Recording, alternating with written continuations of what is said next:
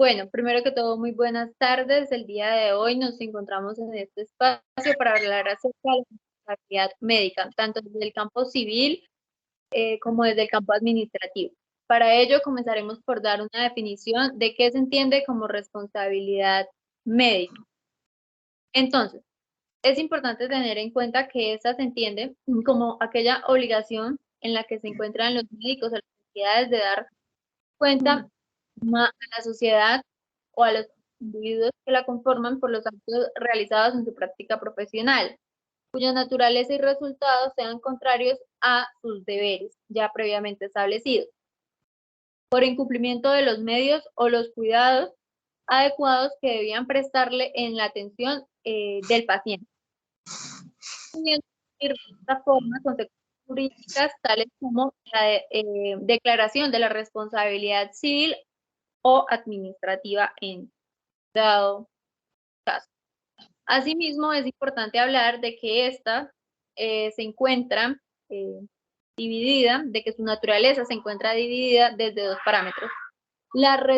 Vista como la responsabilidad médica desde un aspecto contractual y la responsabilidad médica como un aspecto extracontractual. Bueno, la responsabilidad médica contractual es una que ya tiene unas convenciones pactadas en un contrato. En esta responsabilidad médica se reflejan los frutos de la infracción de unos compromisos previamente adquiridos entre el agente del daño y la víctima. Y bueno, la responsabilidad extracontractual hace referencia a que es una violación al principio general de no dañar a un tercero. Esto se encuentra en el artículo 2341 del Código Civil y este nos dice que en la responsabilidad médica se refleja como consecuencia del incumplimiento del deber de no causar daño a nadie. Bueno, referente a estos dos campos, los que están legitimados para poder iniciar un proceso son las víctimas o sus familiares o quienes estén en su vínculo más cercano y que puedan evidenciar que se vieron perjudiciados con el daño que le ocurrió a la víctima. Esta responsabilidad médica tiene unos elementos tanto en civil como en administrativo, los cuales son el daño, la culpa o el fallo en el servicio y el nexo causal. El primero hace referencia al daño y este nos dice que su naturaleza, como es una fuente de obligación, se deriva del artículo 1494 del Código Civil, expresado como el hecho que ha infringido o que ha inferido injuria a otra persona en medio del contrato. Acá debe probarse por el demandante el daño que se le causó. Si no se prueba, no puede iniciar un proceso.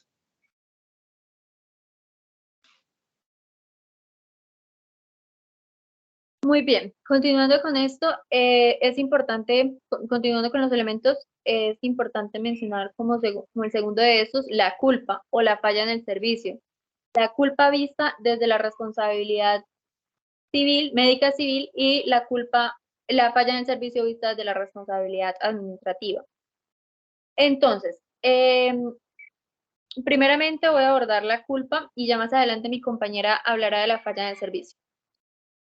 Se define esta como el error en la conducta en el cual no habría incurrido una persona prudente en las mismas circunstancias que el autor del daño, que en este caso sería el médico o la entidad demandada. Se habla y se ha reiterado por parte de la jurisprudencia, tanto del Consejo de Estado como de la Corte, que básicamente al médico no le es imputable los aspectos que se le salen de sus manos. Es decir, que el comportamiento médico debe juzgarse a la luz de la lex artis. ¿Qué quiere decir esto? Que se deben entrar a considerar aspectos esenciales del ejercicio de esta profesión, tales como lo son la complejidad del acto médico, la disponibilidad de los elementos, las características del paciente y de la misma enfermedad, teniendo en cuenta que no es lo mismo, las preexistencias, por ejemplo, algunos pacientes ya tienen algunas preexistencias que complican el tratamiento médico que se está desarrollando, entonces todo esto debe empezar a evaluarse para así entrar a determinar pues también la responsabilidad médica. De ahí se puede hablar de una falla relativa o de una culpa relativa en el caso de la responsabilidad civil, donde al entrar a evaluar esos elementos, pues se tiene esa relatividad, por así decirlo. La responsabilidad médica es una obligación de medios y no es una obligación de resultados, a excepción de algunos casos, como por ejemplo la cirugía estética. ¿A quién le corresponde probar la culpa? Ya como lo mencionaba mi compañera, están legitimados pues cualquier persona que se encuentre afectada, cualquier persona, independientemente de si sea amigo, familiar, directo, cercano, lejano, cualquier persona que se encuentre afectada y que haya sufrido ciertos perjuicios por el daño ocasionado. Entonces, según el artículo 177 del Código del Procedimiento Civil, hoy en día derogado por el artículo 626 del CGP, nos dice esta norma que se encuentra en el deber probatorio que radica en las partes este deber probatorio del supuesto de hecho de las normas que consagran el efecto jurídico que se pretende perseguir o alcanzar. En este caso sería la declaración de la responsabilidad médica.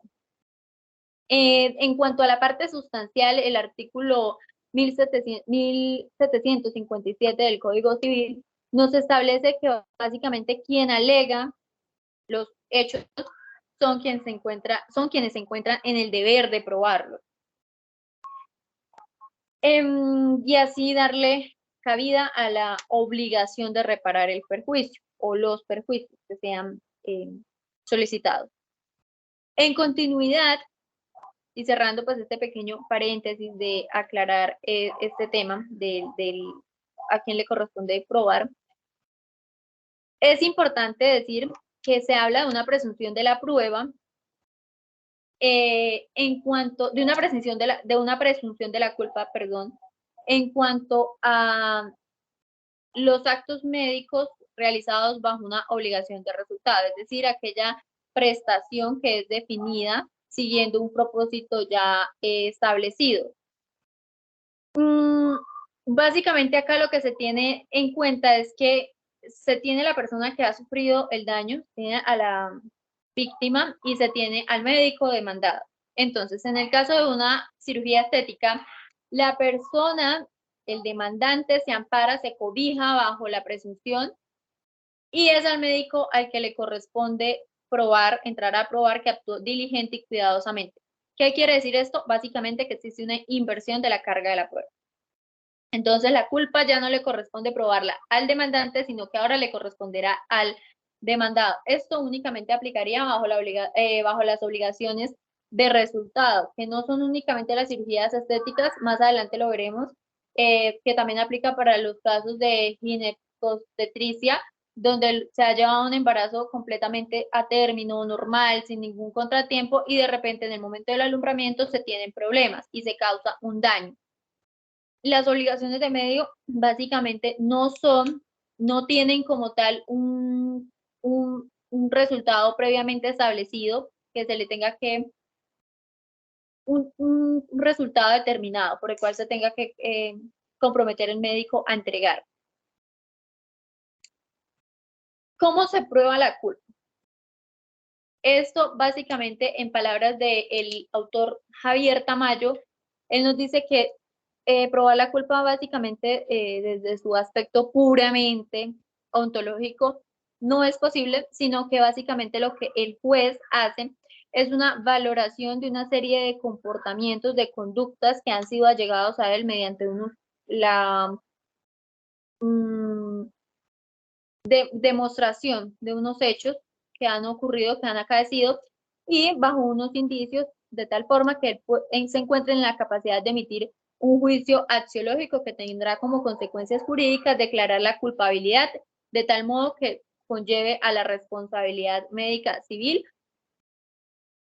o administrativa. Presunción de la culpa. Es un aspecto importante a tenerlo en cuenta porque, como ya lo mencioné, en el caso de las obligaciones de resultado, se tiene la presunción de la culpa sobre el demandante. Y esto entra a reñir un poco con la carga dinámica de la prueba porque se ha dicho que es un poco extremista que en todos los casos básicamente aplique esta regla, porque siempre va a recaer en los casos de las obligaciones de resultado, únicamente en los casos que estamos hablando de obligaciones de resultado, la inversión se va a dar en contra del médico de la entidad. Entonces, ¿qué pasa? Que básicamente esto, a la luz de la carga de la prueba, de la carga dinámica de la prueba, pues se resulta un poco contradictorio, ya que se tendría pues que no existe una balanza o un equilibrio entre ambos deberes probatorios.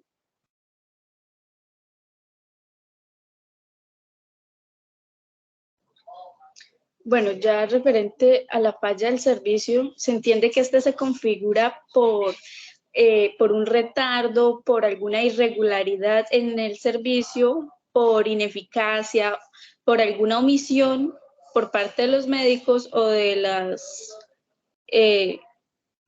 los administradores del servicio o por una ausencia de los mismos, es decir, que no haya el médico especialista para el servicio que se requiere. Bueno, referente a esta responsabilidad en el campo administrativo, vemos que es de régimen subjetivo, pero que hay ciertas ocasiones donde este régimen cambia y comienza a ser objetivo. Por ejemplo, en las infecciones nosocomiales.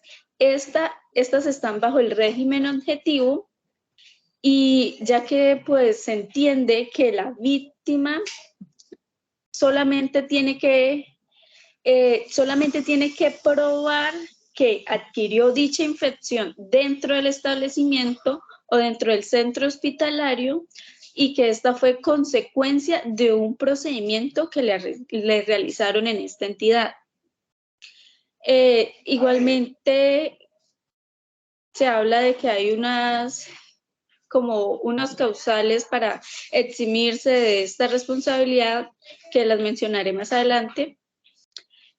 También vemos los casos, como ya lo mencionó mi compañera, de la medicina obstetricia. En esta se ve un régimen subjetivo, pero en ciertos casos puede llegar a ser objetivo, como el caso que planteaba Karen, que habla de que el embarazo se desarrolla de forma satisfactoria y que se han hecho todos los controles pertinentes, pero al momento del alumbramiento, pues en este se genera un daño. Por ejemplo, se planteaba que una señora al momento de ir al hospital a tener al bebé, el servicio médico se demoró tanto en atenderla que el bebé quedó atrapado y a consecuencia de esto inspiró líquido amniótico, lo cual le generó una falla cerebral y que quedara en estado vegetativo. Esto evidencia, pues esto es como un indicio de la falla, es decir, que ahí la demandante no tiene que ir a probar este fallo en el servicio. También están lo referente a las cirugías plásticas y a las cirugías estéticas, como ya lo comentó mi compañera. La cirugía plástica es más como terapéutica, curativa y es necesaria puesto que es como una respuesta a problemas de malformación, traumatismos, quemaduras, tumores, entre otros factores que pueden generar que se requieran de este tipo de cirugías. mientras que la cirugía estética es más como una respuesta a vanidad, moda, complejos de los seres humanos, entre otros. La jurisprudencia de lo contencioso administrativo ha señalado que la responsabilidad médica en los eventos dañosos o resultados insatisfactorios de cirugías estéticas está determinada por una obligación de resultado que tiene como fundamento ofrecer toda la información disponible al paciente para obtener un consentimiento informado. Ya referente al último elemento, el cual es el nexo causal, se puede decir que este es el vínculo que une al agente ocasionante del daño y al daño. En el tema de responsabilidad médica es un elemento esencial y por lo que se exige que este se debe probar o demostrar siguiendo ciertas reglas, las cuales son en referencia a unas reglas científicas, objetivas y estadísticas. Ya se tiene que, hay unos eximentes de responsabilidad, estos son tanto para civil como para administrativo, y son el caso fortuito, la fuerza mayor, el hecho de un tercero y el hecho exclusivo de la víctima. Bueno, la prueba del nexo causal. Referente a este tema, podemos decir que se debe precisar el análisis de la existencia de la falla del servicio o de la culpa. Pues para imputar esta responsabilidad siempre se debe evidenciar o se debe acreditar el nexo causal, pues de no ser así y que simplemente bastará con mencionarlo, el agente material estaría entonces llamado a responder en la mayoría de casos. Cuando no es posible la prueba directa en el nexo causal, el juez deberá determinarla con tal convicción que no exista como una posibilidad de que quede duda alguna de que así fue como sucedió y así fue como se generó el daño.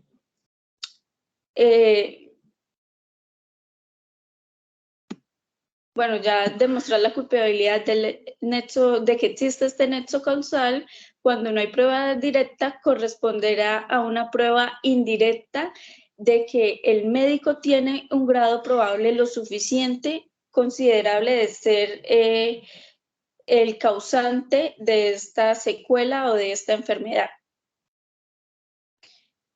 Y ya para concluir, podemos comentar que existe una presunción de causalidad. Esto hace referencia a que se presume esta causalidad y esta se puede desvirtuar por el demandado, mientras que la regla de prueba no puede serlo, sino que una vez verificado el suficiente grado de probabilidad, queda establecido y plenamente probado este nexo causal. Muy bien, en cuanto a esto último que menciona mi compañera, es importante pues agregar que en cuanto a lo que leímos y el compendio de lecturas que hicimos, se encontró que en algunas de ellas se hacía referencia a que como tal no se puede hablar de una presunción como en el caso de la culpa, sino que lo hacen de esta manera por el tema de las reglas de experiencia a las que debe ceñirse el juez en el momento en que no exista la posibilidad de hacer de probar el nexo causal por medio de una prueba directa. Mientras que por la regla, esta puede ser desvirtuada, es decir, no, una vez se ha presumido, por así decirlo, el nexo causal, no quiere decir esto que el demandado no pueda desvirtuarlo, claro que puede desvirtuarlo. Mientras que la regla de prueba no. Una vez se haya establecido la probabilidad de que sí ocurrió así el hecho, pues de que sí existe ese vínculo, mejor dicho, de que sí existe ese vínculo, pues ya no habrá lugar a desvirtuar esta probabilidad. Ya finalmente, para mencionar, hablamos de la carga dinámica de la prueba y hacemos énfasis a esta como esa facultad que tiene el juez para determinar quién está en la mejor posición de probar. Entonces, eso era lo que yo mencionaba hace un momento cuando explicaba lo de la presunción de la culpa en el caso de la responsabilidad por las obligaciones de resultado en el tema, en el área de la medicina, como lo hemos venido tratando, porque pues simplemente de antemano ya se hace la inversión hacia el demandado y pues la carga dinámica de la prueba lo que permite es que el juez diga como no, pero es que no siempre el demandado es el que va a estar en la mejor posición de probar, también puede ser el demandante, entonces ya él entra a hacer un juicio de valor en el que él pueda determinar quién es el que se encuentra en este lugar. Finalmente, como conclusiones, básicamente podemos decir que, primero, en la responsabilidad médica, tratándose en materia civil, se habla de culpa, mientras que en la responsabilidad médica, tratándose materia administrativa, se habla de falla en el servicio. Se habla de que en los dos tipos de responsabilidad, básicamente administrativa o civil, en ambas materias, se tienen tres elementos, que es el daño, la culpa o el fallo en el servicio, y el nexo causal. Asimismo, tenemos que la responsabilidad médica es vista como una obligación de medios en su mayoría de casos, sino como una obligación de resultados, sino que esta es vista más de una forma excepcional, como ya se explicó. En el cuarto lugar tenemos que son eximientes de responsabilidad médica, el caso fortuito, la fuerza mayor, el hecho de un tercero y el hecho exclusivo de la víctima. Y en sexto lugar tenemos que el verdadero dinamismo de la carga de la prueba conlleva a que exista una inversión de la prueba según sea la posición en la que se encuentre la persona, pues para probar el hecho, el nexo causal o la culpa, lo que se pretenda probar. De modo que si el demandante se encuentra en mejor posición para probar, le corresponderá al demandante probar.